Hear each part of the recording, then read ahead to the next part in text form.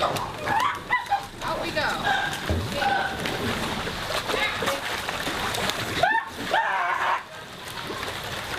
We have 151 animals in-house, and that's a lot of animals. That's more animals than we've ever had in 42 years of being this facility.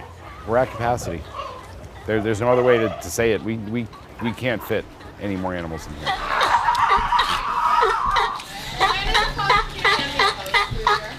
I started here in February, and everybody thought it was going to be a normal year, and all of a sudden we got a big influx of California sea lions, 6 to 8 month old sea lions. This time last year, there were 25 animals that we saw for the whole first 5 months of the year. This year we've seen 320. Keith Matassa is the executive director of the Pacific Marine Mammal Center in Laguna Beach, California, where an epidemic of starvation among baby sea lions has taxed facilities like this one to the breaking point. You could equate it to a war zone. We would start coming in at 6 o'clock in the morning. The phone would start ringing at about 6:30. We would have hundreds of rescue calls a day. We were putting 2 trucks on the road to go rescue these animals or look at them. To be honest, it was insane. I mean, we've never had to deal with 100 tube feedings 3 times a day. So that's restraining and tube feeding animals 300 times a day. You can see his shoulder blades right there. That's his shoulder blade. That's his right shoulder blade. And you shouldn't see that. No.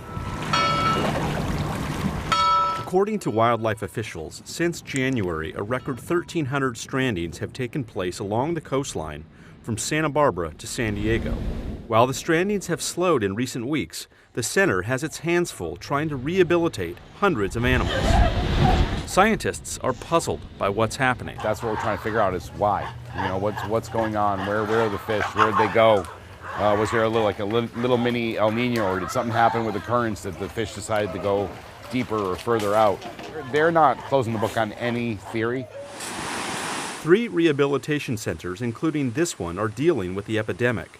Here, of the 320 sea lions that have been brought in, 120 have died. And the center is struggling to fatten up the rest so they can be released. It's a lot of fish. We'll be up to 800 to 1,000 pounds a day when everybody in there starts eating. We're not seeing any other species of animals coming in starving. We're not seeing any other species of seals coming in starving, or any other age classes. So it's particular to this age class. And again, it seems to be around the weaning and transition period between weaning from their mom and learning how to hunt. But there is hope. In an adjacent pen, sea lions who have been kept nourished here for the last 2 months are showing remarkable signs of recovery. You know how people say you can see light at the end of the tunnel? Well, we're seeing the little blink of a light at the end of the tunnel. It's pretty amazing to see them go through the transformation. I've been on quite a few rescues, and seeing them grow up to where they're in the bigger pools and then getting released is really amazing. We're making them fat, we're making them healthy, and they'll be able to go out and forage and find food.